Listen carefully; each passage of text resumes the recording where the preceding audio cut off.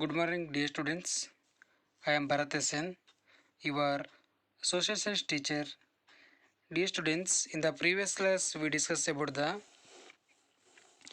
dictators Hitler and Mussolini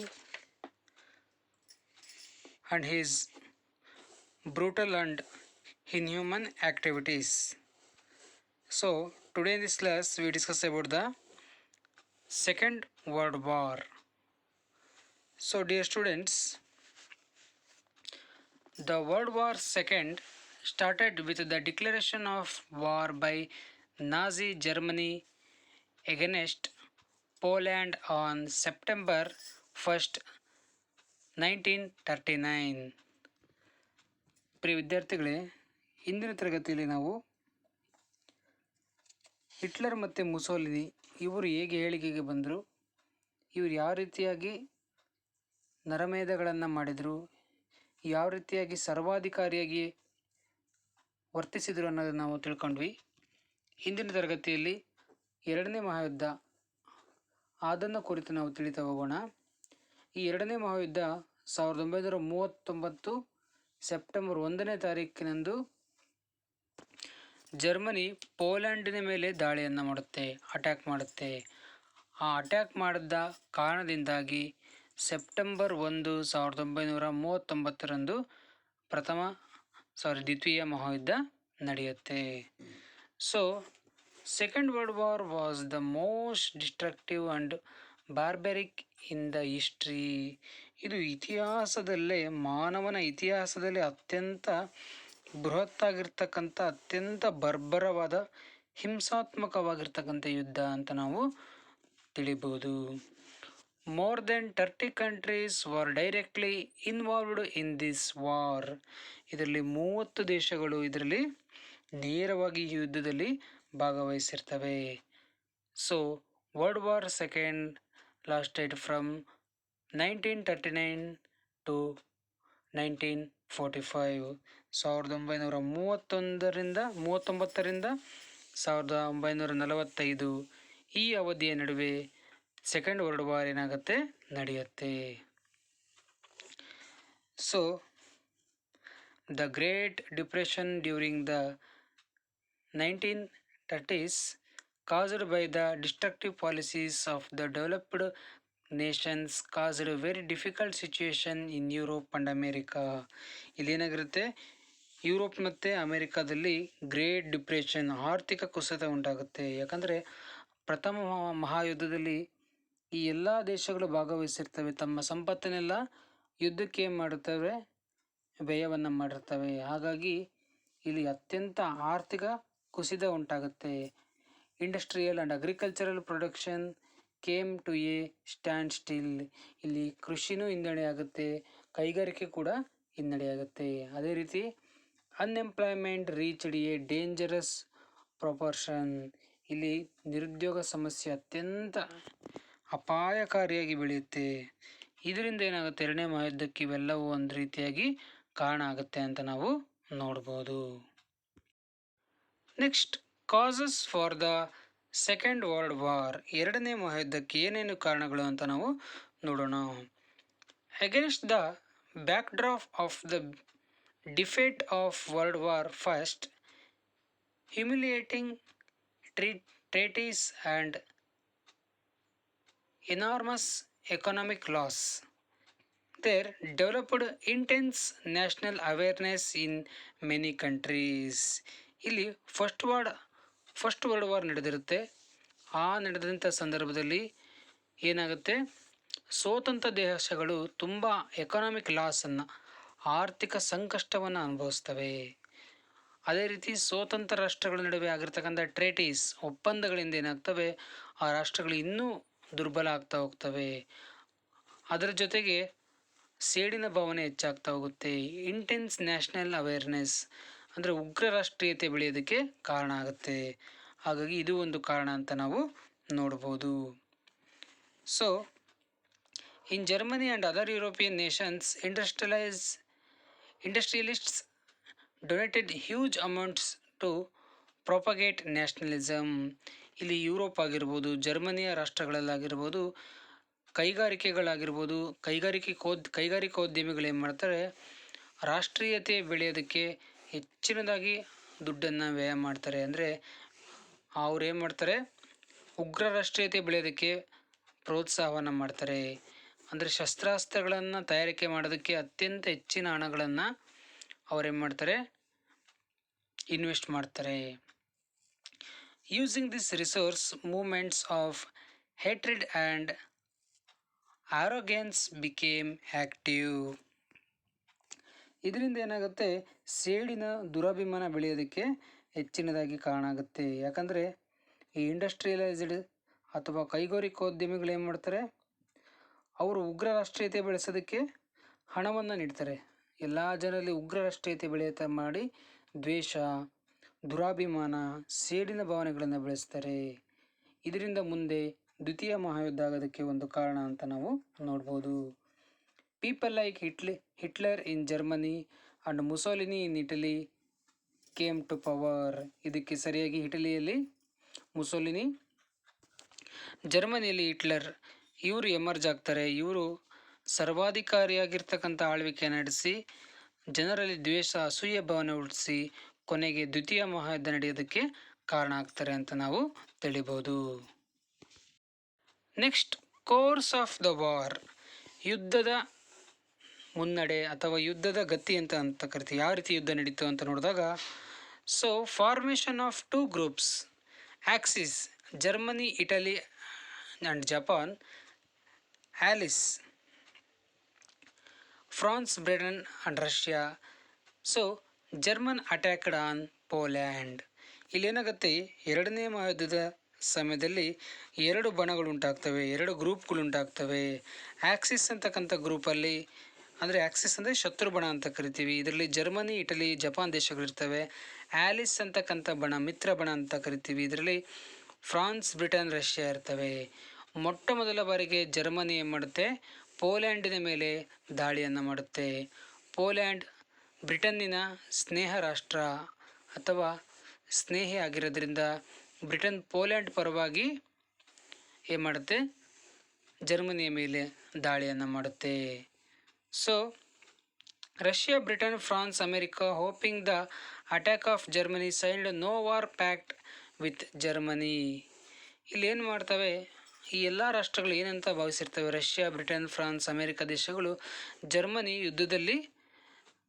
ಯುದ್ಧದಲ್ಲಿ ಮುಂದುವರಿದಲ್ಲಿ ಅವು ಏನು ಮಾಡ್ಬೋದು, ಜರ್ಮನಿ ಸೋಲನ್ನು ಒಪ್ಕೋಬೋದು, ನೋ ವಾರ್ ಪ್ಯಾಕ್ಟನ್ನು ಮಾಡ್ಕೋಬೋದು ಅಂತ ಇವು ಭಾವಿಸಿರ್ತವೆ. ಆದರೆ ಜರ್ಮನಿ ಏನು ಮಾಡಲ್ಲ, ಸೋಲನ್ನು ಒಪ್ಕೊಳ್ಳಲ್ಲ. ಅದು ಯುದ್ಧದಲ್ಲಿ ತೊಡಗ್ತಾ ಮುಂದೆ ಸಾಗ್ತಾ ಹೋಗುತ್ತೆ. So Germany attacked on Denmark, Norway and Holland after agreement with Italy. ಇಟಲಿಯೊಂದಿಗೆ ಜರ್ಮನಿ ಏನು ಮಾಡುತ್ತೆ, ಅಗ್ರಿಮೆಂಟನ್ನು ಮಾಡ್ಕೊಂಡ್ಬಿಟ್ಟು ಡೆನ್ಮಾರ್ಕ್, ನಾರ್ವೆ, ಹಾಲೆಂಡ್ ಈ ಎಲ್ಲ ಪ್ರದೇಶಗಳ ಮೇಲೆ ಅಟ್ಯಾಕನ್ನು ಮಾಡುತ್ತೆ. In 1941 Hitler directed his attacks at Soviet Russia. So 1941ರಲ್ಲಿ ಸೋವಿಯತ್ ರಷ್ಯಾದ ಮೇಲೆ ಹಿಟ್ಲರ್ ಏನು ಮಾಡ್ತಾನೆ, ನೇರವಾಗಿ ಅಟ್ಯಾಕನ್ನು ಮಾಡ್ತಾನೆ. So Russia was forced to enter the war. ಹಾಗಾಗಿ ರಷ್ಯಾ ಏನು ಮಾಡುತ್ತೆ, ಈ ಯುದ್ಧದಲ್ಲಿ ಭಾಗವಹಿಸೋಕ್ಕೆ ಅನಿವಾರ್ಯವಾಗಿ ಭಾಗವಹಿಸಬೇಕಾಗತ್ತೆ. Next, Italy and Germany attempted to capture the British colonies in North Africa and the Suez canal but failed. ಇಲ್ಲಿ ಇಟಲಿ ಮತ್ತು ಜರ್ಮನಿ ಏನು ಮಾಡ್ತವೆ, ಎರಡೂ ಸೇರಿಬಿಟ್ಟು ಬ್ರಿಟನ್ನಿನ ನಾರ್ತ್ ಆಫ್ರಿಕಾದಲ್ಲಿರ್ತಕ್ಕಂಥ ವಸಾಹತುಗಳನ್ನು, ಕಾಲೋನೀಸ್ಗಳನ್ನು, ಅದೇ ರೀತಿ ಸ್ಯೂಯೆಜ್ ಕೆನಾಲ್ ಅಂದರೆ ಸೂಯೆಜ್ ಕಾಲುವೆಯಲ್ಲಿರ್ತಕ್ಕಂಥ ಬ್ರಿಟನ್ನಿಗೆ ಸಂಬಂಧಪಟ್ಟಿರ್ತಕ್ಕಂತಹ ಪ್ರದೇಶಗಳನ್ನು ವಶಪಡಿಸ್ಕೊಳ್ಳೋದಕ್ಕೆ ಮುಂದಾಗ್ತವೆ, ಪ್ರಯತ್ನವನ್ನು ಮಾಡ್ತವೆ ಇಟಲಿ ಮತ್ತು ಜರ್ಮನಿ ದೇಶಗಳು. ಆದರೆ ಅದರಲ್ಲಿ ಅವರು ಏನು ಮಾಡಲ್ಲ, ಸಕ್ಸಸ್ ಆಗಿ ಅದನ್ನು ಅಟ್ಯಾಕ್ ಮಾಡೋಕ್ಕಾಗಲ್ಲ, ಸೋಲನ್ನು ಅನುಭವಿಸ್ತವೆ. In 1942 Russia defeated the German troops in Stalingrad war.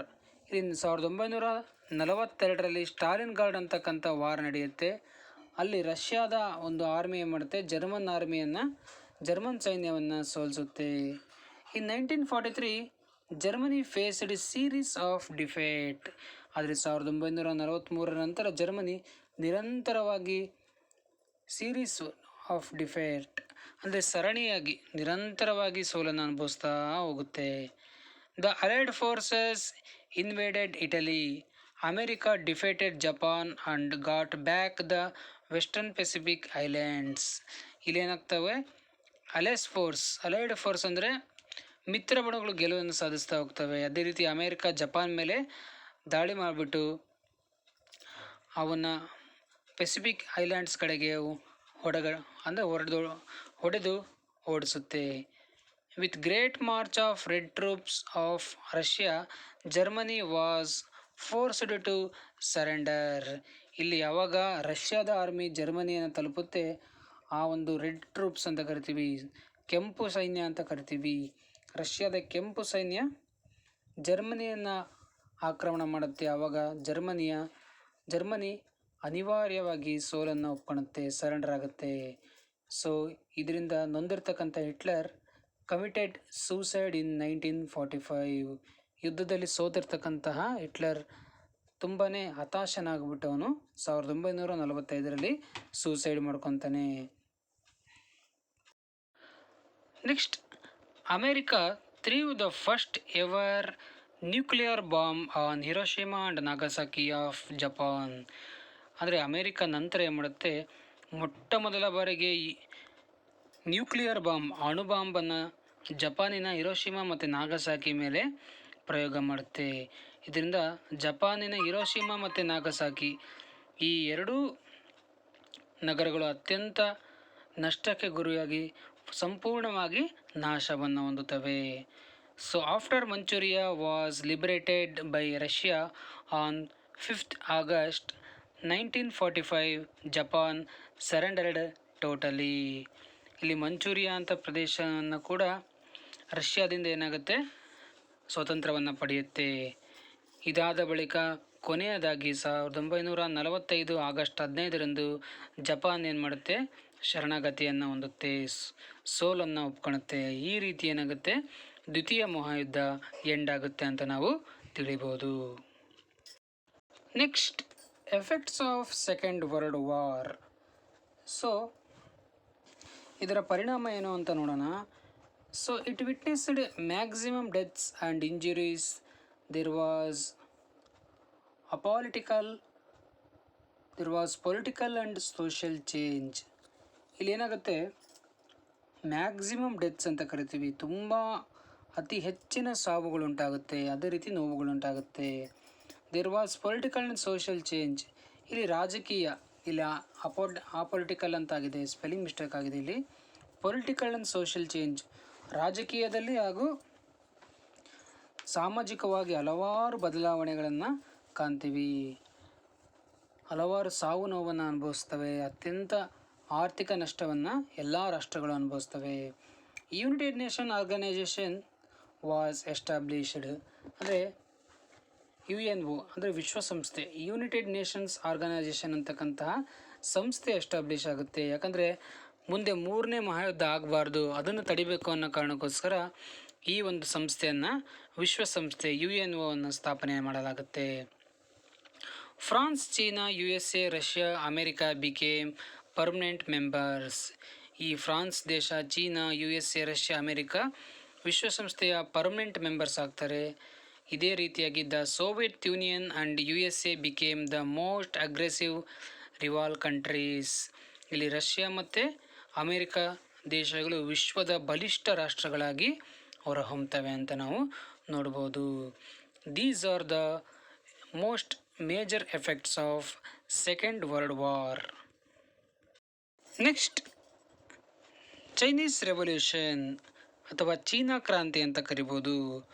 So China is one of the ancient countries of the world which has rich history.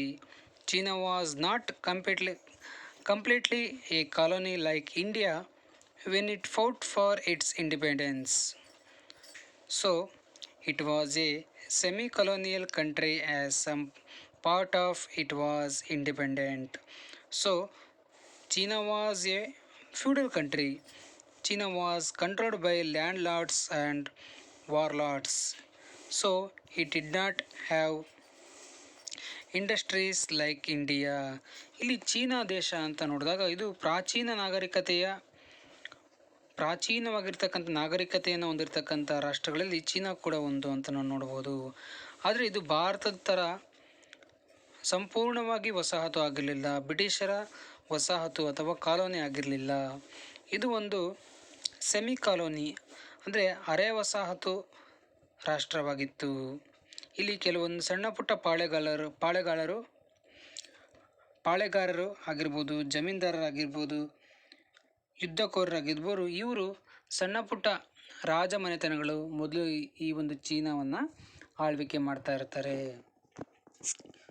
So in 1911 under the leadership of Sun Yat-sen of Kuomintang party, there was a powerful agitation against the empire's rule, but did not develop into a agitation. ಇಲ್ಲಿ 1911ರಲ್ಲಿ ಈ ಚೀನಾದಲ್ಲಿ ಒಂದು revolution ಆಗುತ್ತೆ. ಅಂದರೆ ಆ revolution ಯಾಕಾಗುತ್ತೆ ಅಂದರೆ ಇವರಿಗೂ ಕೂಡ ಇಂಡಿಪೆಂಡೆನ್ಸ್ ಬೇಕಾಗಿರುತ್ತೆ, ಸ್ವಾತಂತ್ರ್ಯ ಬೇಕಾಗಿರುತ್ತೆ, ಪ್ರಜಾಪ್ರಭುತ್ವದ ಸರ್ಕಾರ ಅವರಿಗೆ ಅವಶ್ಯಕವಾಗಿ ಬೇಕಾಗಿರುತ್ತೆ. ಇಲ್ಲಿ ಡಿಕ್ಟೇಟರ್ಶಿಪ್ ಇದ್ದಿದ್ದರಿಂದ ಕೋಮಿಂಟಂಗ್ ಅಂತಕ್ಕಂಥ ಪಾರ್ಟಿಯನ್ನು ಎಸ್ಟಾಬ್ಲಿಷ್ ಮಾಡಿಬಿಟ್ಟು ಅದರ ಲೀಡರ್ಶಿಪ್ಪನ್ನು ಯಾರು ತಗೊತಾರೆ, ಸನ್ ಯಾತ್ ಸೇನ್ ಅಂತಕ್ಕಂಥ ಒಬ್ಬ ವ್ಯಕ್ತಿ ಅದರ ನಾಯಕತ್ವವನ್ನು ವಹಿಸ್ತಾನೆ. ಇವನು ಈ ಒಂದು ಚೀನಾದಲ್ಲಿ ಕ್ರಾಂತಿಯನ್ನು ಮಾಡ್ತಾನೆ. ಅಂದರೆ ಡೆಮೊಕ್ರೆಟಿಕ್ ಗೋರ್ಮೆಂಟ್ ಜಾರಿಗೆ ಬರಬೇಕು ಅಂತ ಇವನು ಒಂದು ಕ್ರಾಂತಿಯನ್ನು ಮಾಡ್ತಾನೆ. ಆದರೆ ಅದು ಸರಿಯಾದ ರೀತಿಯಲ್ಲಿ ಆ ಕ್ರಾಂತಿ ನಡೆಯಲ್ಲ. ಹಾಗಾಗಿ communism started in China in 1925. 1995ರಲ್ಲಿ ಕಮ್ಯುನಿಸಮ್ ಅಂತಕ್ಕಂತಹ ಅಥವಾ ಕಮ್ಯುನಿಸ್ಟ್ ಪಾರ್ಟಿ 1925ರಲ್ಲಿ ಚೀನಾದಲ್ಲಿ ಆರಂಭ ಆಗುತ್ತೆ. Next, during the period of world war second, Japan attacked many areas of China. ಇಲ್ಲಿ ಏನಾಗುತ್ತೆ, ಎರಡನೇ ಮಹಾಯುದ್ಧದ ಸಂದರ್ಭದಲ್ಲಿ ಜಪಾನ್ ಚೀನಾ ಮೇಲೆ ಹಲವಾರು ಪ್ರದೇಶಗಳ ಮೇಲೆ ಅಟ್ಯಾಕ್ ಮಾಡುತ್ತೆ. The communist party fought against this. ಇದರ ವಿರುದ್ಧವಾಗಿ ಚೀನಾದಲ್ಲಿ ಸ್ಥಾಪನೆಯಾಗಿರ್ತಕ್ಕಂಥ ಕಮ್ಯುನಿಸ್ಟ್ ಪಾರ್ಟಿ ಹೋರಾಟವನ್ನು ಮಾಡುತ್ತೆ, ವಿರೋಧಿಸುತ್ತೆ. After Japan lost the second world war in 1945, as the Japanese army receded, the People's Liberation Army of Communist Party took control of these areas. ಈಗ Japan ಏನು ಮಾಡಿರುತ್ತೆ, ಎರಡನೇ ಮಹಾಯುದ್ಧದ ಸಂದರ್ಭದಲ್ಲಿ ಚೀನಾದ ಹಲವಾರು ಪ್ರದೇಶಗಳನ್ನು ವಶಪಡಿಸ್ಕೊಂಡಿರುತ್ತೆ. ಆದರೆ ಯಾವಾಗ ಜಪಾನ್ 1945ರಲ್ಲಿ ಸೋಲುತ್ತೆ, ಆವಾಗ ಜಪಾನ್ ವಶಪಡಿಸ್ಕೊಂಡಿರ್ತಕ್ಕಂಥ ಚೀನಾದ ಎಲ್ಲ ಪ್ರದೇಶಗಳನ್ನು ಲಿಬರೇಷನ್ ಆರ್ಮಿ ಆಫ್ ಕಮ್ಯುನಿಸ್ಟ್ ಪಾರ್ಟಿಯ ಲಿಬರೇಷನ್ ಆರ್ಮಿ ಅಂತಕ್ಕಂತಹ ಸೈನ್ಯ ಏನು ಮಾಡುತ್ತೆ, ವಾಪಸ್ಸು ವಶಪಡಿಸ್ಕೊಳ್ಳುತ್ತೆ ಜಪಾನ್ ಸೋತ ನಂತರ. ಇವೆಲ್ಲ ಏರಿಯಾಗಳು ಈ ಕಮ್ಯುನಿಸ್ಟ್ ಪಾರ್ಟಿಯ ವಶಕ್ಕೆ ಸಿಗುತ್ತೆ. The land was distributed to the people, so they got people support. ಇಲ್ಲಿ ವಶಪಡಿಸ್ಕೊಂಡಿರ್ತಕ್ಕಂಥ ಎಲ್ಲ ಏರಿಯಾವನ್ನು ಆಯಾ ಜನಕ್ಕೆ ಏನು ಮಾಡ್ತಾರೆ, ಇವರು ಡಿಸ್ಟ್ರಿಬ್ಯೂಟ್ ಮಾಡ್ತಾರೆ ಕಮ್ಯುನಿಸ್ಟ್ ಪಕ್ಷದವರು. ಇದರಿಂದ ಏನಾಗುತ್ತೆ, ಕಮ್ಯುನಿಸ್ಟ್ ಪಾರ್ಟಿ ಜನರ ಸಪೋರ್ಟನ್ನು ಪಡೆಯುತ್ತೆ. By 1949 many cities had come under communist control. ನಂತರ ಕಮ್ಯುನಿಸ್ಟ್ ಪಾರ್ಟಿಯ ಪಕ್ಷದ ಕಂಟ್ರೋಲಿಗೆ ಹಲವಾರು ಸಿಟೀಸ್ಗಳು, ಚೀನಾದ ನಗರಗಳು ಕಂಟ್ರೋಲಿಗೆ, ಅದರ ವಶಕ್ಕೆ ಸಿಗುತ್ತೆ ಅಂತ ನಾವು ನೋಡ್ಬೋದು. ಅಂದರೆ ಕಮ್ಯುನಿಸ್ಟ್ ಪಾರ್ಟಿ ಚೀನಾದ ಹಲವಾರು ಪ್ರದೇಶಗಳ ಮೇಲೆ ಅಧಿಕಾರವನ್ನು ಸಾಧಿಸಿ ತನ್ನ ವಶಕ್ಕೆ ತೆಗೆದುಕೊಳ್ಳುತ್ತೆ. Chiang Kai-shek fell to Taiwan. ಇಲ್ಲಿ ಚಿಯಾಂಗ್ ಕೈ-ಶೇಕ್ ಅಂತಕ್ಕಂತಹ ಡಿಕ್ಟೇಟರ್ಶಿಪ್ಪಿನ ಅಧಿಕಾರಿ ಇರ್ತಾನೆ ಚೈನಾದಲ್ಲಿ. ಅವನು ಈ ಕಮ್ಯುನಿಸ್ಟ್ ಪಾರ್ಟಿಯ ಸೈನಿಕರಿಗೆ ಎದುರ್ಕೊಂಡ್ಬಿಟ್ಟು ತೈವಾನಿಗೆ ಓಡೋಗ್ಬಿಡ್ತಾನೆ. ಕಮ್ಯುನಿಸ್ಟ್ ಪಾರ್ಟಿಯ ಸೈನಿಕರು ಏನು ಮಾಡ್ತಾರೆ, ಅಲ್ಲಿನ ಡಿಕ್ಟೇಟರ್ ಆಗಿರ್ತಕ್ಕಂಥ ಅಂದರೆ ನಿರಂಕುಶ ಅಧಿಕಾರಿ ಆಗಿರ್ತಕ್ಕಂಥ ಚಿಯಾಂಗ್ ಕೈ-ಶೇಕ್ ಅಂತಕ್ಕಂಥನ್ನ ಸೋಲಿಸಿ ಹೊಡೆದೋಡಿಸ್ತಾರೆ. On the 1st October 1949, the People's Army entered Beijing and Democratic Republic China came into being with Mao Tse-tung as president. ಕೊನೆಯದಾಗಿ 1949ರಲ್ಲಿ ಮಾವೋ ತ್ಸೆ ತುಂಗ್ ಅಂತಕ್ಕಂಥ ಒಬ್ಬ ವ್ಯಕ್ತಿ ಏನಾಗ್ತಾನೆ, ಇವನು ಆ ಒಂದು ಚೀನಾದ ಪ್ರೆಸಿಡೆಂಟ್ ಆಗ್ತಾನೆ. ಇದು ಏನಾಗುತ್ತೆ ಅಂದರೆ 1949ರಲ್ಲಿ the people's army entered Beijing, ಅಂದರೆ ಚೀನಾದ ಕಮ್ಯುನಿಸ್ಟ್ ಪಾರ್ಟಿಯ ಸೈನ್ಯ ಬೀಜಿಂಗಿಗೆ ಬರುತ್ತೆ. ಅಲ್ಲಿನ ಎಲ್ಲ ಅಧಿಕಾರವನ್ನು ಅದು ವಶಪಡಿಸ್ಕೊಂಡ್ಬಿಟ್ಟು ಡೆಮೊಕ್ರೆಟಿಕ್ ರಿಪಬ್ಲಿಕ್ ಚೀನಾ ಅಂತಕ್ಕಂಥ ಒಂದು ಗಣರಾಜ್ಯವನ್ನು ಸ್ಥಾಪನೆ ಮಾಡಿಬಿಡ್ತಾರೆ. ಅದಾದ ನಂತರ ಮಾವೋ ತ್ಸೆ ತುಂಗ್ ಏನಾಗ್ತಾನೆ, ಈ ಒಂದು ಡೆಮೊಕ್ರೆಟಿಕ್ ರಿಪಬ್ಲಿಕ್ ಚೀನಾದ ಅಧ್ಯಕ್ಷನಾಗ್ತಾನೆ. ಈ ರೀತಿ ಚೀನಾ ಕ್ರಾಂತಿ ನಡೆದುಬಿಟ್ಟು ಅಲ್ಲಿ ಒಂದು ಡೆಮೊಕ್ರೆಟಿಕ್ ರಿಪಬ್ಲಿಕ್ ಸರ್ಕಾರ ಸ್ಥಾಪನೆ ಆಗುತ್ತೆ ಅಂತ ನಾವು ನೋಡ್ಬೋದು. Next cold war. Cold war means ಇದನ್ನು ಕನ್ನಡದಲ್ಲಿ ಶೀತಲ ಸಮರ ಅಂತ ಕರೀತಾರೆ. So cold war, after the world war second, the state of constant fear, hatred, jealousy and anxiety in political, economic, military and other affairs between the two global powers is called cold war. ಇಲ್ಲಿ ಎರಡನೇ ಮಹಾಯುದ್ಧದ ನಂತರ ಇಡೀ ವರ್ಲ್ಡಲ್ಲಿ ಎರಡು ಬಣಗಳಾಗ್ತವೆ. USA ಬಣ, ಅದೇ ರೀತಿ USSR ರಷ್ಯಾದ ಬಣ. ಈ ಎರಡು ಬಣಗಳ ನಡುವೆ ಉಂಟಾಗ್ತಕ್ಕಂಥ ದ್ವೇಷ, ಅಸೂಯೆ, ಅದೇ ರೀತಿ ನಿರಂತರ ಭಯ, ಈ ರೀತಿ ಆರ್ಮ್ಸ್ ರೇಸ್ ಅಂದರೆ ಶಸ್ತ್ರಾಸ್ತ್ರಗಳ ಪೈಪೋಟಿ, ಇದೆಲ್ಲದನ್ನು ನಾವು ಒಟ್ಟಾಗಿ ಏನಂತ ಕರಿಬೋದು, ಕೋಲ್ಡ್ ವಾರ್ ಅಂತ ಕರಿಬೋದು. It is an undeclared war between capitalist countries and socialist countries. ಇಲ್ಲಿ ಪ್ರಜಾಪ್ರಭುತ್ವ ರಾಷ್ಟ್ರಗಳು, ಅದೇ ರೀತಿ ಸೋವಿಯತ್ ಅಂದರೆ ಸಮಾಜವಾದಿ ರಾಷ್ಟ್ರಗಳ ನಡುವಿನ ಅನ್ಡಿಕ್ಲೇರ್ಡ್ ವಾರ್ ಅಂದರೆ ಅಘೋಷಿತ ಯುದ್ಧ ಅಂತ ಕರಿಬೋದು. ಇಲ್ಲಿ ನೇರವಾಗಿ ಯಾವುದೇ ರೀತಿ ಯುದ್ಧಗಳು ನಡೆಯಲ್ಲ. ಎರಡು ರಾಷ್ಟ್ರಗಳ ನಡುವೆ ಪರಸ್ಪರ ದ್ವೇಷ, ಅಸೂಯೆ, ಒಂದು ರೀತಿ ಭಯದ ವಾತಾವರಣ ಉಂಟಾಗ್ತಕ್ಕಂಥ ನಾವೆಂತ ಕರಿಬೋದು, ಕೋಲ್ಡ್ ವಾರ್ ಅಂತ ನಾವು ಕರಿಬೋದು. So the cold war was powerful till the collapse of Russia in 1989. ಇಲ್ಲೇನಾಗುತ್ತೆ, 1989ರಲ್ಲಿ ಸೋವಿಯತ್ ರಷ್ಯಾದ ಸಮಾಜವಾದಿ ವ್ಯವಸ್ಥೆನೇ ಕುಸಿದು ಬೀಳುವಂತೆ ಈ ಕೋಲ್ಡ್ ವಾರ್ ಉಂಟು ಮಾಡುತ್ತೆ ಅಂತಲೇ ಹೇಳ್ಬೋದು. ಯಾಕಂದರೆ ಇಲ್ಲಿ ರಷ್ಯಾ ಅತ್ಯಂತ ದೊಡ್ಡ ರಾಷ್ಟ್ರ ಆಗಿರುತ್ತೆ. ಈ ಶೀತಲ ಸಮರದಿಂದ ಏನಾಗುತ್ತೆ, ಆ ರಷ್ಯಾ ಡಿವೈಡ್ ಆಗಿ ರಷ್ಯಾದಲ್ಲಿರ್ತಕ್ಕಂಥ ಎಲ್ಲ ರಾಜ್ಯಗಳೇನಾಗ್ತವೆ, ಸ್ಟೇಟ್ಗಳೇನಾಗುತ್ತವೆ, ರಷ್ಯಾದಿಂದ ಹೊರ ಬಂದ್ಬಿಟ್ಟು ಸ್ವಾತಂತ್ರ್ಯವನ್ನು ಪಡಿತವೆ. ಇದಕ್ಕೆ ಕಾರಣ ಈ ಕೋಲ್ಡ್ ವಾರ್. ಅಮೇರಿಕಾ ಮತ್ತು ರಷ್ಯಾದ ನಡುವೆ ನಡೆದಿರ್ತಕ್ಕಂಥ ಈ ಶೀತಲ ಸಮರದಿಂದ ರಷ್ಯಾದ ಜನರು ಏನು ಮಾಡ್ತಾರೆ, ಬೇಸತ್ತು ಬಿಟ್ಟು ಏನು ಮಾಡ್ತಾರೆ, ಅವರು ಸ್ವಾತಂತ್ರ್ಯವನ್ನು ಪಡಿತಾರೆ. With expression non alignment movement was started under the leadership of India. ಅದರಲ್ಲಿ ಅಮೇರಿಕಾ ಮತ್ತು ರಷ್ಯಾ ಅವು ಎರಡು ಬಣಗಳನ್ನಾಗಿದ್ದರೆ, ಕಮ್ಯುನಿಸ್ಟ್ ಬಣ, ಅದೇ ರೀತಿ ಪ್ರಜಾಪ್ರಭುತ್ವ ಡೆಮೊಕ್ರೆಟಿಕ್ ಬಣ ಆಗಿದ್ದರೆ, ಇಂಡಿಯಾ ಮಾತ್ರ ನಾನ್ ಅಲೈನ್ಮೆಂಟ್ ಮೂವ್ಮೆಂಟ್, ಈ ಎರಡು ಬಣಕ್ಕೂ ಸೇರಿದಲೇ ಇಂಡಿಯಾ ಅಲಿಪ್ತ ನೀತಿ ಅಂತ ಕರಿತೀವಿ, ನಾನ್ ಅಲೈನ್ಡ್ ಮೂವ್ಮೆಂಟನ್ನು ಅನುಸರಣೆ ಮಾಡುತ್ತೆ. ಅಂದರೆ ಈ ಎರಡು ಬಣಕ್ಕೂ ಸೇರಿದಲೇ ತನ್ನ ಪಾಡಿಗೆ ತಾನು ಶಾಂತ ಮಾರ್ಗವನ್ನು ಇಂಡಿಯಾ ಅನುಸರಿಸುತ್ತೆ ಅಂತ ನಾವು ನೋಡ್ಬೋದು. Next, course of cold war. Arm race between two countries intensified. America emerged superior in this race. Military alliances were formed to keep many nations on their side. NATO, SEATO, CENTO were formed by America and Warsaw was formed by Russia. Huge arm factories were formed in America. Nuclear arms were developed. ಇಲ್ಲಿ ಏನಾಗುತ್ತೆ ಅಂದರೆ, America ಮತ್ತು ರಷ್ಯಾದ ನಡುವೆ arm race, ಶಸ್ತ್ರಾಸ್ತ್ರಗಳ ಪೈಪೋಟಿ ಉಂಟಾಗುತ್ತೆ. ಇದರಲ್ಲಿ ಅಮೇರಿಕಾನೇ ಹೆಚ್ಚು ಶಸ್ತ್ರಾಸ್ತ್ರಗಳನ್ನು ಏನು ಮಾಡುತ್ತೆ, ತಯಾರು ಮಾಡಿಬಿಟ್ಟು ನ್ಯಾಟೋ, ಸಿಯಾಟೋ, ಸೆಂಟೋ ಅಂತಕ್ಕಂತಹ ಬಣಗಳನ್ನು ಅಮೇರಿಕಾ ತಯಾರು ಮಾಡುತ್ತೆ. ಅದೇ ರೀತಿ ವಾರ್ಸಾ ಅಂತಕ್ಕಂಥ ಒಂದು ಗುಂಪನ್ನು ರಷ್ಯಾ ತಯಾರು ಮಾಡುತ್ತೆ. Huge arm factories var formed in America. ಹಲವಾರು ಶಸ್ತ್ರಾಸ್ತ್ರಗಳನ್ನು ತಯಾರಿಸ್ತಕ್ಕಂತಹ ಕಾರ್ಖಾನೆಗಳು ಅಮೆರಿಕದಲ್ಲಿ ಸ್ಥಾಪನೆ ಆಗ್ತವೆ.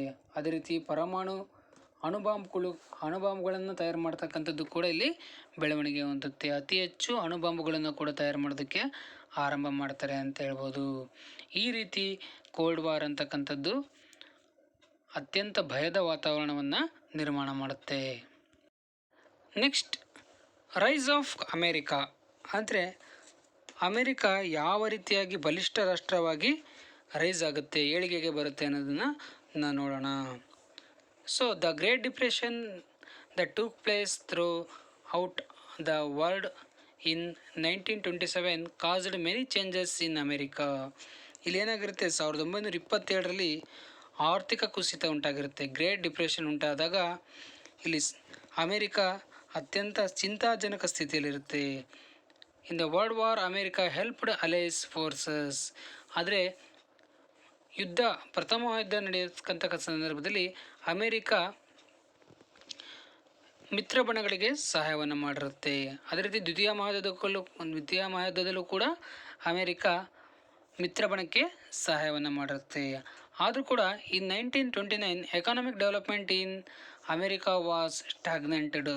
ಆದರೂ ಕೂಡ 1929ರಲ್ಲಿ ಅಮೇರಿಕಾ ಎಕಾನಮಿಕಲ್ಲಿ ಡೆವಲಪ್ ಆಗಿರಲ್ಲ, ಅದು ತಟಸ್ಥವಾಗಿರುತ್ತೆ. ಅಂದರೆ ಯಾವುದೇ ರೀತಿಯಾಗಿ ಎಕನಾಮಿಕ್ ಡೆವಲಪ್ಮೆಂಟ್ ಕೂಡ ಅಲ್ಲಿ ಕಂಡು ಬರ್ತಾ ಇರಲ್ಲ.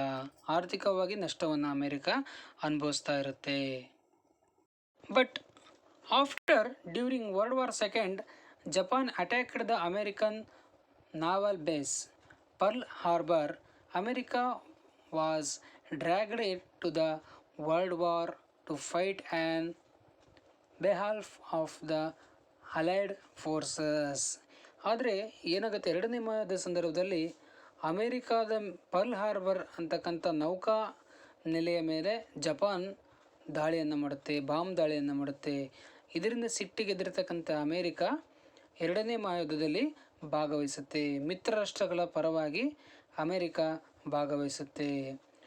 Roosevelt motivated the common people to form a military troop ready for war. ಅಮೇರಿಕಾದ ಅಧ್ಯಕ್ಷನಾಗಿರ್ತಕ್ಕಂಥ ರೂಸ್ವೆಲ್ಟ್ ಏನು ಮಾಡ್ತಾನೆ, ಸೈನ್ಯವನ್ನು ತಯಾರು ಮಾಡ್ತಾನೆ. ಎರಡನೇ ಮಹಾಯುದ್ಧಕ್ಕೆ ಬೇಕಾಗಿರ್ತಕ್ಕಂಥ ಸುಸಜ್ಜಿತವಾದ ಸೈನ್ಯವನ್ನು ತಯಾರು ಮಾಡ್ತಾನೆ. He encouraged the women to work in the social sector. ಅದೇ ರೀತಿಯಾಗಿ ಹೆಣ್ಣುಮಕ್ಕಳು ಕೂಡ ಸಾಮಾಜಿಕ ವಲಯಗಳಲ್ಲಿ ಕೆಲಸವನ್ನು ಮಾಡಬೇಕು ಅಂತಕ್ಕಂಥ ಪ್ರೋತ್ಸಾಹವನ್ನು ಇವನು ನೀಡ್ತಾನೆ. So America emerged victorious in the war. ಈ ಎಲ್ಲ ಯುದ್ಧಗಳಲ್ಲಿ ಪ್ರಥಮ ಮತ್ತು ದ್ವಿತೀಯ ಯುದ್ಧದಲ್ಲಿ ಅಮೇರಿಕಾ ಗೆಲುವನ್ನು ಸಾಧಿಸುತ್ತೆ. ಆದರೆ ಇಂಗ್ಲೆಂಡ್ ಆಗಿರ್ಬೋದು, ಜರ್ಮನಿ, ಇಟಲಿ ಎಲ್ಲವೂ ರಾಷ್ಟ್ರಗಳು ಈ ಎರಡು ಮಹಾಯುದ್ಧಗಳಲ್ಲಿ ನಷ್ಟವನ್ನು ಅನುಭವಿಸಿದರೆ ಅಮೇರಿಕಾ ಮಾತ್ರ ಈ ಎರಡು ಮಹಾಯುದ್ಧದಲ್ಲಿ ಅತ್ಯಂತ ಗೆಲುವನ್ನು ಸಾಧಿಸಿಬಿಟ್ಟು ನಷ್ಟದಿಂದ ಅದು ಹೊರಗುಳಿಯುತ್ತೆ. It played very important role in establishing UNO. ಅದೇ ರೀತಿ ವಿಶ್ವಸಂಸ್ಥೆಯನ್ನು ಸ್ಥಾಪನೆ ಮಾಡೋದಕ್ಕೆ, ಯುನೈಟೆಡ್ ನೇಷನ್ ಆರ್ಗನೈಜೇಷನ್ UNO ಸ್ಥಾಪನೆಗೂ ಕೂಡ ಅಮೇರಿಕಾ ಅತ್ಯಂತ ಮುಖ್ಯವಾಗಿರ್ತಕ್ಕಂಥ ಪಾತ್ರ ವಹಿಸುತ್ತೆ. So it became a sole or one and only powerful nation after cold war. USA America ಏನಾಗುತ್ತೆ, ಕೋಲ್ಡ್ ವಾರ್ನ ನಂತರ ಇಡೀ ವಿಶ್ವದ ಅತ್ಯಂತ ಬಲಿಷ್ಠ ರಾಷ್ಟ್ರವಾಗಿ ಹೊರಹೊಮ್ಮುತ್ತೆ.